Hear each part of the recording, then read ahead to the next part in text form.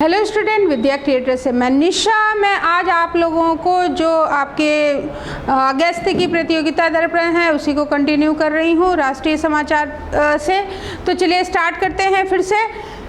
जो हरियाणा में 75 वर्ष से अधिक पुराने वृक्ष हैं उनके रख रखाव के लिए आपको 2500 प्रतिमाह पेंशन मिलेगी और वो प्राण वायु देवता पेंशन योजना के तहत दी जाएगी। यानी आप अपने लिए ही ऐसा करेंगे लेकिन सरकार उसमें भी आपकी मदद कर रही है। ठीक है, ये किसकी योजना है? ये इम्पॉर्टेंट है कि हरियाणा सरकार की है। कितने वर्ष के पुराने वृक्ष होने चाहिए? तो ये इम्पॉर्टेंट है, 75 वर्ष से अधिक। और कितना दे रही है? तो 2500 रुपये प्रति माह, ध्यान रखिएगा। और किस योजना के तहत दे रही है? तो प्राण वायु देवता पेंशन योजना। ये मोस्ट इम्पॉर्टेंट है हर एग्ज़ाम के लिए। क्लियर हो रहा है? तो आपसे अगर पूछा जाए कि प्राण वायु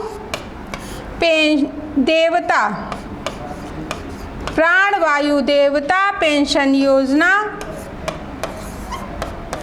संबंधित है तो किससे?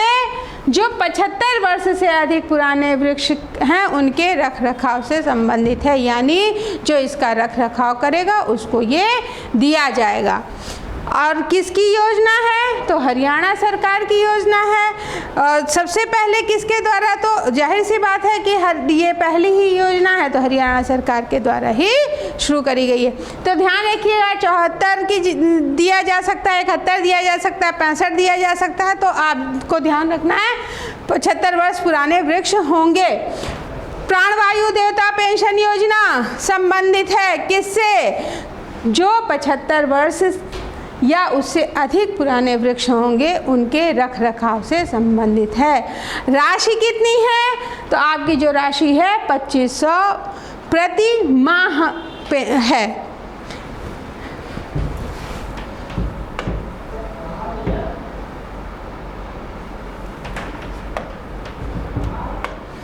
इस योजना के तहत 75 वर्ष से अधिक पुराने वृक्षों के रख रखाव के लिए आपको 2500 रुपये प्रति वर्ष की पेंशन संबंधी केयर टेकर को दी जाएगी।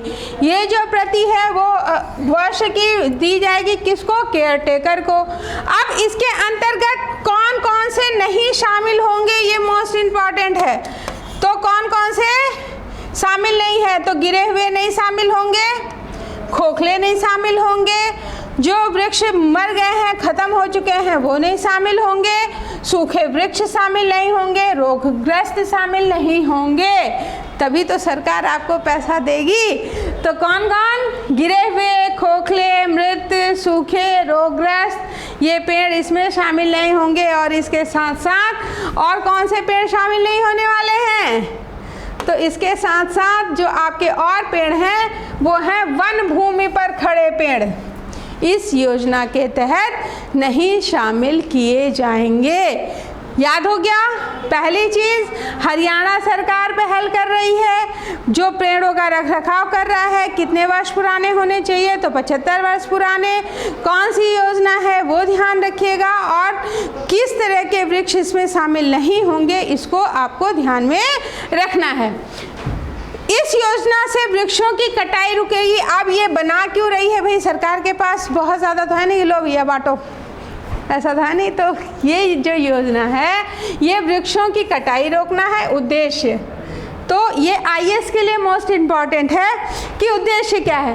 पहले तो वृक्षों की कटाई रुकेगी, साथ ही वायु की जो गुणवत्ता है, क्योंकि आप सभी को पता है कि जो पेड़ होते हैं वो कार्बन डाइऑक्साइड लेते हैं और ऑक्सीजन आपको बदले में देते हैं, जो हमारे लिए बहुत ज़्यादा उपयोगी है।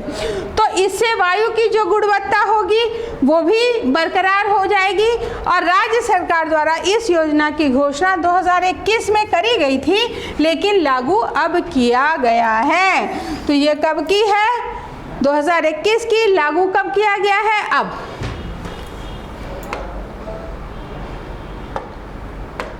फिर बात करते हैं दिव्यांग उद्यमी कारीगरों के उत्पादन के प्रदर्शन एवं विपणन हेतु दिव्य कला मेला या दिव्य कला मेला किससे संबंधित है? तो दिव्य कला मेला आपके संबंधित है जो दिव्यांग उद्यमी हैं और कारीगर हैं। इस मेले के द्वारा उनके उत्पादों को वहाँ पे प्रदर्शित किया जाता है और उस प्रदर्शन के द्वारा उनकी बिक्री बढ़ाने का या लोगों तक पहुँचाने का ये अनूठा प्रयास है। दिव्यांग उद्यमी कारीगरों के उत्पादन एवं शिल्प कला को प्रदर्शित करने के लिए देश के प्रमुख शहरों में दिव्य कला मेले नाम से प्रदर्शनियां आयोजित करने की केंद्र सरकार के अब ये ध्यान रखिएगा, केंद्र सरकार का जो सामाजिक न्याय एवं अधिकारिता मंत्रालय में दिव्यांग जन सशक्तिकरण विभाग है, उसके द्वारा ये योजना चलाई गई। ठीक है, किसकी योजना है? केंद्र सरकार की। मंत्रालय की बात करें तो सामाजिक न्याय और अधिकारिता मंत्रालय। अगर विभाग की बात करें तो दिव्यांग जन सशक्तिकरण विभाग। यानी अगर इसको देखें तो एक तरीके से ये क्या है? प्रदर्शनी ही तो है, जिसमें इनके द्वारा जो चीज़ें बनाई जा रही हैं उसको प्रदर्शनी के माध्यम से एक प्लेटफॉर्म दिया जा रहा है ताकि इनकी भी मदद हो सके और इनकी चीज़ें लोगों तक पहुंच सकें। क्लियर हो रहा है? तो वो नाम क्या है? दिव्य कला मेला। ठीक है, तो दिव्य कला मेला किससे संबंधित है? दिव्यांग जनों से संबंधित है, यानी दिव्यांग जो उद्यमी होंगे, जो कारीगर होंगे, उनसे ये संबंधित होगा और इस मेले में उन्हीं की द्वारा बनाई हुई चीज़ों को प्रदर्शित किया जाता है।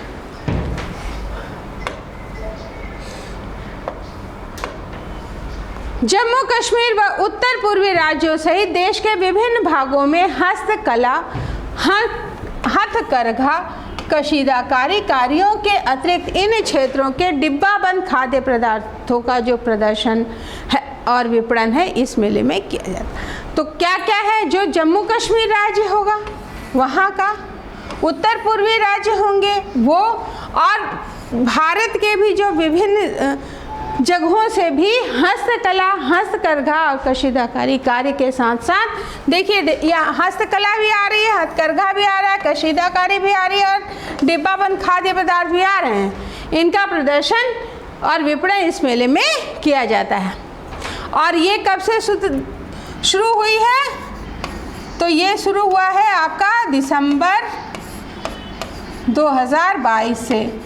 ठीक है, और इस श्रृंखला के अंतर्गत, श्रृंखला ध्यान रखिएगा, श्रृंखला ऐसे लिखी जाती है, ये नहीं होगा। ठीक है, क्यों लिखी जाती है ये हिंदी की क्लास जब मैं कराऊंगी तो बताऊंगी।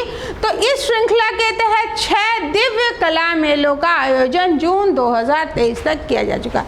यानी जून तक कितने हो चुके हैं? जून तक 6 दिव्य कला मेलों का आयोजन किया जा चुका है और शुरुआत कब हुई है? दिसंबर 2022 में।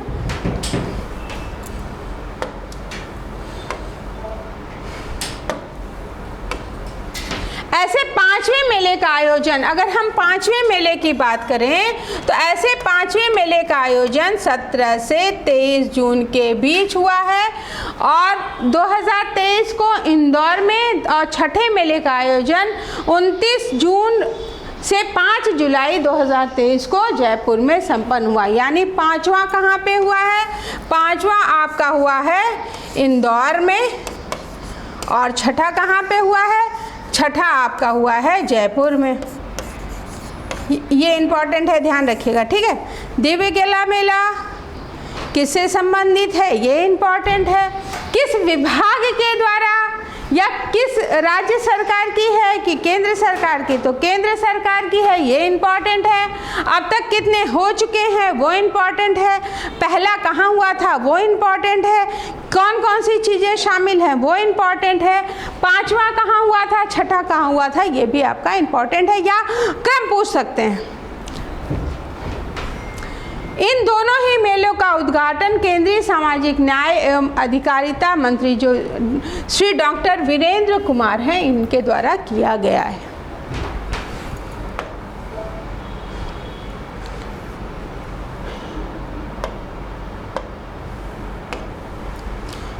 ये इंदौर का मंच हम देख सकते हैं, और इससे पूर्व अगर हम देखें तो दिल्ली में दिसंबर 2022 में हुआ है, और मुंबई में फरवरी 2023 में हुआ है, और भोपाल में मार्च में हुआ है। ये क्रम पूछा जा सकता है, तो एक बारी सरसरी निगाह से देखिएगा। और गुवाहाटी में मई 2023 में दिव्य कला मेले का आयोजन किया जा चुका है। क्रम देख लीजिएगा, तो पूछा जा सकता है आईएएस में, विशेषकर से आईएएस और पीसीएस में। बाकी में तो कितने दिव्य कला मेले का आयोजन हो चुका है ये पूछा जा सकता है, किससे संबंधित है ये पूछा जा सकता है। बहुत ज़्यादा छोटे इट मीन्स जो वनडे एग्ज़ाम्स हैं उसमें जो मेन न्यूज़ होती है वही पूछा जाता है। आईएएस और पीसीएस में डीप में जाते हैं, ठीक है। मोटे अनाजों के प्रति जागरूकता लाने के लिए ग्रैमी विजेता गीतकार फालू के साथ प्रधानमंत्री मोदी का गीत एविडेंस इन मिलेट्स। तो एविडेंस इन मिलेट्स किससे संबंधित है या क्या है? तो ये एक गीत है, ये क्वेश्चन बन सकता है। किससे संबंधित है? तो मोटे अनाजों के प्रति जागरूक करने किससे संबंधित है, या ऐसा कोई गीत बताइए जो मोदी के साथ गीतकार फालू ने गाया है। तो ये आपका हो सकता है एविडेंस इन मिलेट्स। क्लियर हो गया? एक ही क्वेश्चन को 4-5 तरीके से पूछा जा सकता है, और यही आपको करना है कि कैसे पूछा जा सकता है। तो आपको एक तरीके से नहीं पढ़ना है, ऐसे भी पूछ सकते हैं, वैसे भी पूछ सकते हैं, तो सारे तरीके से याद करिए। तो एग्ज़ाम टाइम में जब आपके ऊपर प्रेशर होता है तो इस तरह से पढ़े हुए होते हैं, तो आपके क्वेश्चन गलत होने की संभावना थोड़ी सी कम हो जाती है। भारत की पहल पर चालू वर्ष 2023 को संयुक्त राष्ट्र संघ ने अंतर्राष्ट्रीय मोटा अनाज वर्ष घोषित किया है। तो इंटरनेशनल ईयर ऑफ मिलेट्स 2023 किसके द्वारा घोषित? जाहिर सी बात है, संयुक्त राष्ट्र संघ के द्वारा। इस परिप्रेक्ष्य में मोटे अनाजों को प्रोत्साहन देने के लिए अनेक कदम भी सरकार द्वारा उठाए जा रहे हैं। यानी हम मोटे अनाजों के प्रति जो जागरूक अगर हो गए तो जो भूखमरी की समस्या है वो, और जो हमको पोषण चाहिए होते हैं वो सारे हमको मिलेंगे। तो ये हम कैसे बताएंगे? तो इस गीत के माध्यम से जन जन तक हर भाषाओं में, या हर नहीं कह सकते हैं, कई भाषाओं में इसको ट्रांसलेट करके पहुंचाया जा रहा है, ताकि जन जन तक इसकी पहुंच बढ़ाई जा सके।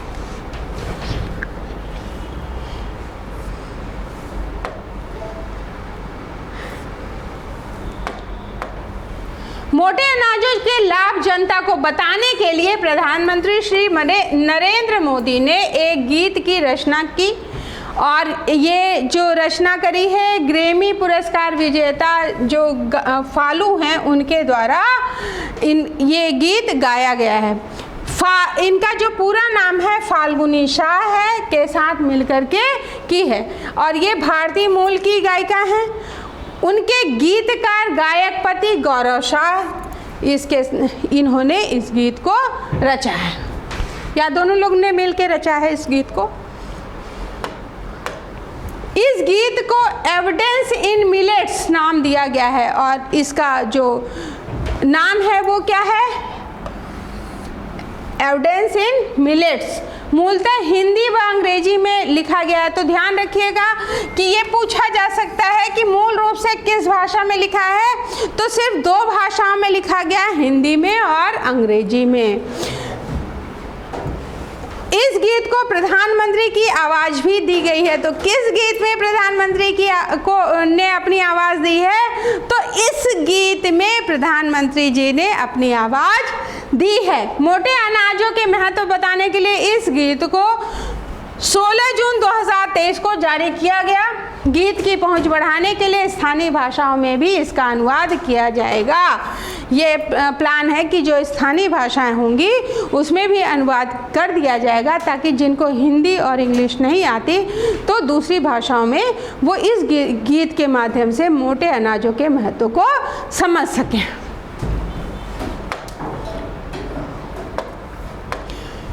गीत के संबंध में जानकारी देते हुए भारतीय मूल की अमेरिकी गायिका ने पत्रकारों को बताया कि एविडेंस इन मिलेट्स को मोटे अनाजों के संबंध में जागरूकता बढ़ाने के लिए बनाया गया।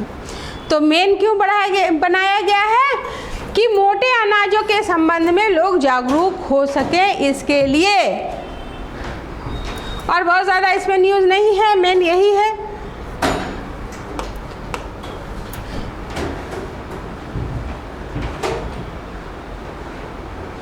और ये ऐसे सरसरी निगाह से एक बार देख लेते हैं, बहुत ज़्यादा इसमें इस न्यूज़ आपको नहीं मिली है। जो मेन न्यूज़ है वो मैंने आपको बता दिया है।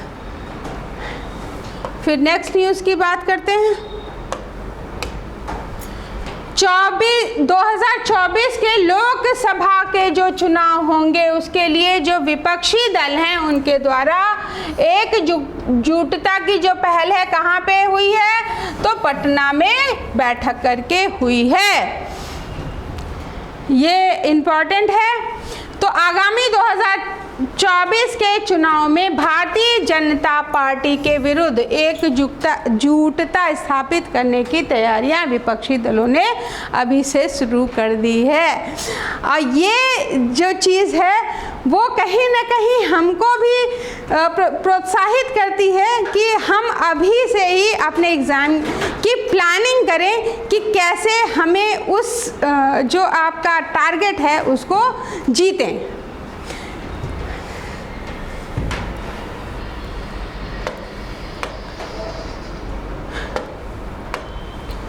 इस दिशा में एक बड़ी पहल 23 जून 2023 को हुई, जब कांग्रेस, जनता दल, यूथ तृणमूल कांग्रेस, समाजवादी पार्टी, राकपा और नेशनल कॉन्फ्रेंस सहित 17 प्रमुख विपक्षी दलों ने आपसी मतभेदों को एक तरफ किया और आगामी लोकसभा चुनाव में एकजुट हुए हैं और एकजुट होकर के लड़ने का फैसला किया है, ताकि जो उनकी विरोधी पार्टी है उस पर विजय प्राप्त कर सके।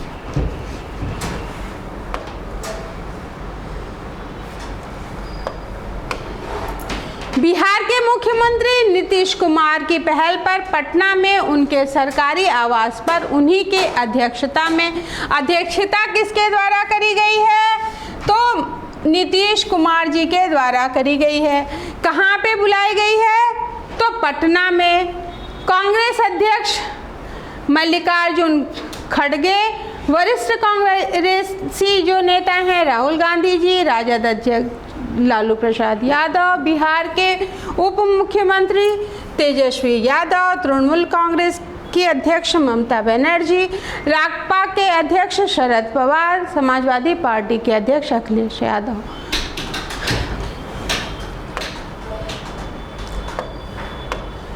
इनके अलावा नेशनल कॉन्फ्रेंस के उमर अब्दुल्ला, पीडीपी अध्यक्ष महबूबा मुफ्ती, झारखंड के मुख्यमंत्री हेमंत सोरेन, आपके संयोजक और दिल्ली के मुख्यमंत्री अरविंद केजरीवाल, पंजाब के मुख्यमंत्री भगवंत मान, माकपा महासचिव सीताराम येचुरी और भाकपा के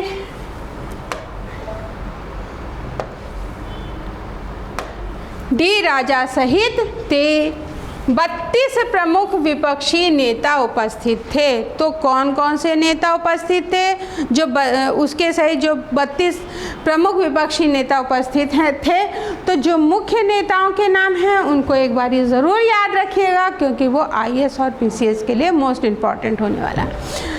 बहुजन समाजवादी पार्टी की मायावती जी को बैठक के लिए आमंत्रित नहीं किया गया था, तो ये ध्यान रखिएगा, ये मोस्ट इम्पॉर्टेंट है।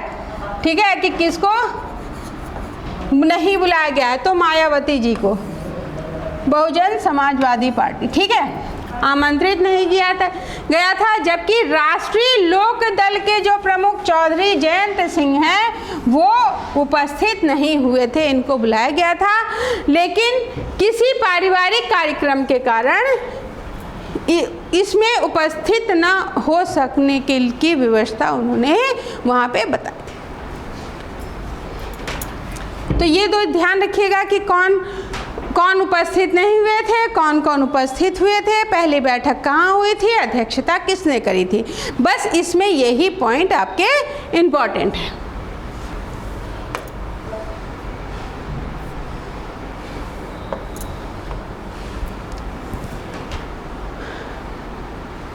पटना में विपक्षी दलों की महाबैठक के पश्चात पत्रकार वार्ता में कांग्रेस के राहुल गांधी, मल्लिकार्जुन खड़गे, बिहार के मुख्यमंत्री नीतीश कुमार, राजद प्रमुख लालू प्रसाद यादव और बंगाल की मुख्यमंत्री ममता बनर्जी। ठीक है, तो इनको 2-3 बार देखिएगा, पढ़िएगा, नाम याद हो जाएगा। वैसे भी याद ही होगा बहुत। बैठक में सभी नेताओं का यह विचार स्पष्ट था कि अब आपसी लड़ाइयों से बचते हुए मतभेद भुलाकर भाजपा को हराने की रणनीति उन्हें बनानी चाहिए। इसके लिए साझा एजेंडा बनाने की बात कांग्रेस अध्यक्ष मल्लिकार्जुन खड़गे ने की।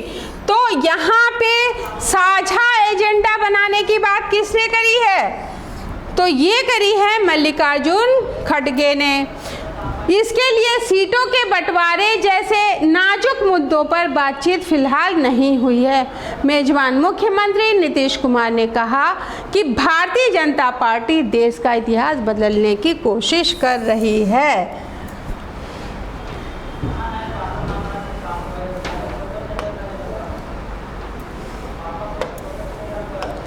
जबकि वे देश हित के लिए साथ आए हैं।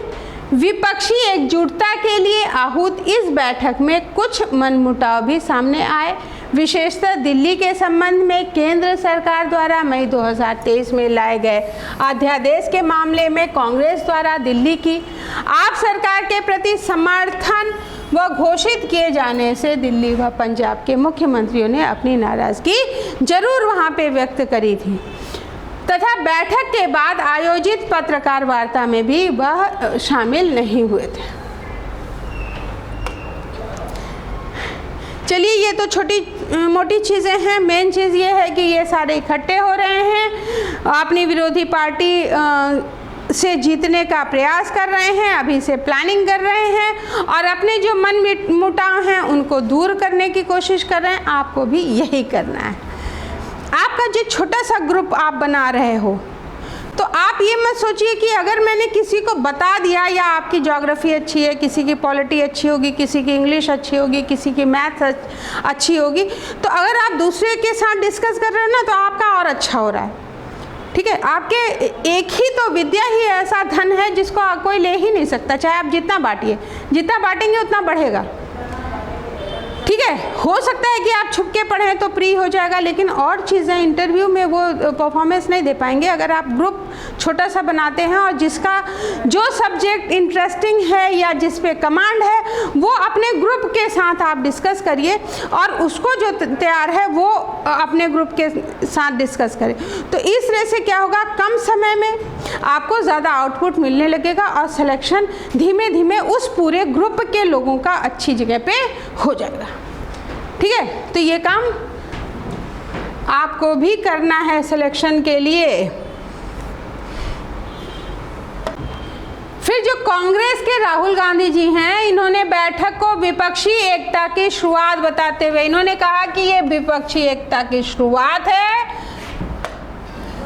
इस विचारधारा की ये लड़ाई है और आपसी मतभेदों की बात स्वीकार करते हुए लचीलेपन के साथ मिलकर आगे बढ़ने की बात इनके द्वारा कही गई है।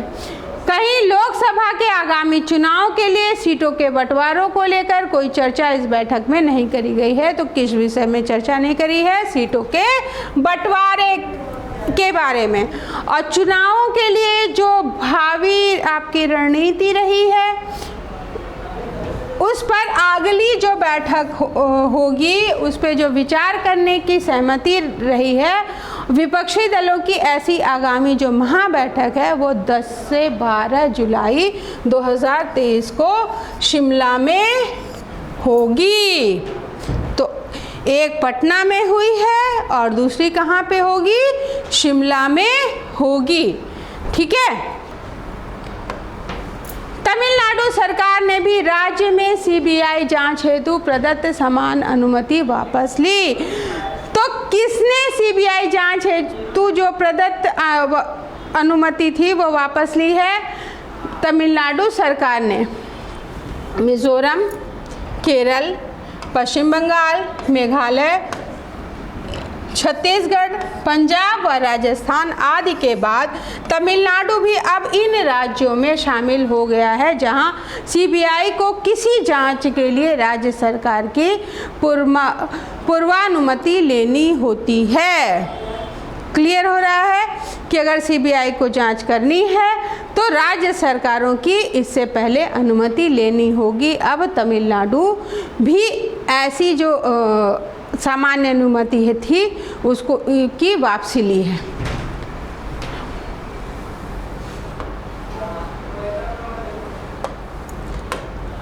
राज्य में किसी मामले की जांच के लिए केंद्रीय अन्वेषण ब्यूरो, इसका फुल फॉर्म है सीबीआई का, को प्रदत्त सामान्य सहमति वापस लेने की घोषणा तमिलनाडु के डीएमके सरकार ने 14 जून 2023 को राज्य एक मंत्री वी सेंथिल बालाजी को धन शोधन के एक मामले में प्रवर्तन निदेशालय द्वारा गिरफ्तार किए जाने वाले दिन की। तो ध्यान रखिएगा किसके मामले में? तो सेंथिल, यही इंपॉर्टेंट है, सेंथिल बालाजी इनका मामला था। सेंथिल बालाजी को याद रखिएगा बस। मनी लॉन्ड्रिंग के मामले में आज के लिए गठित प्रवर्तन निदेशालय पूरे देश में कहीं भी जांच और गिरफ्तारियां करने के लिए स्वतंत्र है तथा इसके लिए राज्य सरकार की अनुमति की आवश्यकता इसे नहीं होती है। ठीक। इस प्रकार आतंकवाद के विरुद्ध जांच एवं कार्यवाही के लिए गठित राष्ट्रीय जांच एजेंसी जो एनआईए है भी पूरे देश में कहीं भी यह कार्यवाहियां करने के लिए स्वतंत्र है, किंतु केंद्रीय जांच ब्यूरो के मामले में ऐसा नहीं है। तो ध्यान रखिएगा कि कौन कौन स्वतंत्र रूप से कर सकता है। तो जो आपकी है राष्ट्रीय जांच एजेंसी, ये पूरे देश में कहीं भी कार्यवाहियां करने के लिए स्वतंत्र है। और इसके अलावा अगर हम देखें तो मनी लॉन्ड्रिंग के मामले में आज के लिए गठित प्रवर्तन निदेशालय जो है वो पूरे देश में, यानी प्रवर्तन निदेशालय और राष्ट्रीय जांच एजेंसी, मनी लॉन्ड्रिंग की बात होगी या आतंकवाद की बात होगी तो आतंकवाद से कौन संबंधित है? राष्ट्रीय जांच एजेंसी संबंधित है। मनी लॉन्ड्रिंग से कौन संबंधित है? प्रवर्तन निदेशालय संबंधित है। तो प्रवर्तन निदेशालय जो मनी लॉन्ड्रिंग से संबंधित है वो देश में कहीं भी जांच कर सकता है, राज्य सरकार की परमिशन लेने की उसको ज़रूरत नहीं है। उसी तरीके से अगर आतंकवाद के विरुद्ध जांच करनी होगी या कोई कार्यवाही करनी होगी तो उसके लिए कौन सी एजेंसी है? राष्ट्रीय जांच एजेंसी है। और ये जो एनआईए है ये पूरे देश में कहीं भी ये कार्यवाही कर सकती है और इसको किसी की परमिशन लेने की ज़रूरत, किसी की, इट मीन्स राज्य सरकार की, तो ये स्वतंत्र है। किंतु केंद्रीय जांच ब्यूरो के मामले में ऐसा नहीं है। कौन कौन किससे संबंधित है ध्यान रखिएगा। सीबीआई का गठन दिल्ली विशेष पुलिस स्थापना अधिनियम 1946 के तहत हुआ था, जिसके एक विशेष प्रावधान के तहत सीबीआई को जांच के लिए संबंधित राज्य से पूर्वानुमति पहले लेनी पड़ती है। यानी उन दो को लेने की ज़रूरत नहीं है क्योंकि वो देश हित के लिए है। क्लियर हो रहा है? लेकिन ये भी देश हित के लिए है, उस थोड़ा सा मैटर चेंज है जिसमें राज्य सरकार की परमिशन लेनी पड़ेगी। तो यहाँ पे ये है कि इसको सीबीआई को राज्य सरकार की परमिशन लेनी होती है। और इसका गठन कहाँ हुआ है? दिल्ली विशेष पुलिस स्थापना अधिनियम 1946 के तहत। तो इम्पॉर्टेंट है कि किस अधिनियम के तहत हुआ है? तो आपका 1946 अधिनियम के तहत।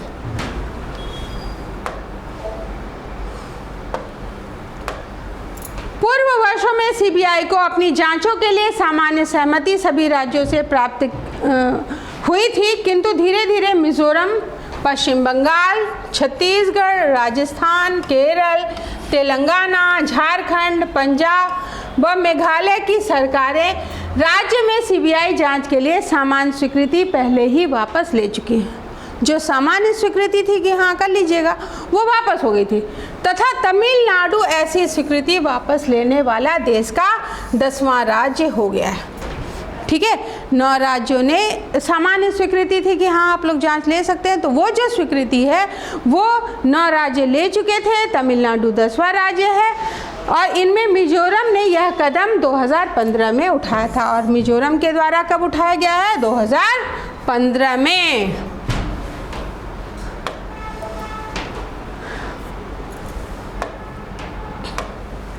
जबकि आंध्र प्रदेश व पश्चिम बंगाल ने 2018 में, छत्तीसगढ़ ने 2019 में यह स्वीकृति वापस ली थी। महाराष्ट्र, केरल, झारखंड, राजस्थान, पंजाब की सरकारों ने 2020 में ऐसी सामान्य स्वीकृति वापस ले ली थी।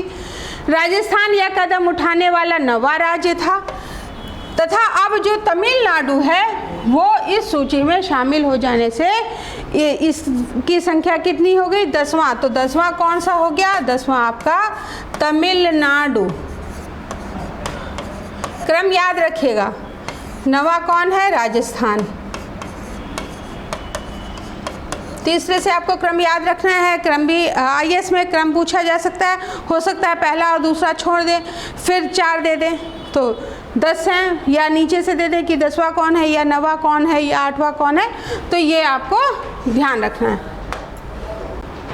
प्रतियोगिता दर्पण की ये जो न्यूज़ है आप लोग पढ़ते रहिए और रिवाइज़ करते रहिए। जैसे अगले मंथ का मैं देती हूँ तो उसको भी रिवाइज़ करिए, पुराना भी वीडियो देख करके, या जो नोट्स बना रहे हैं तो उसके थ्रू आप रिवाइज़ करते रहिए।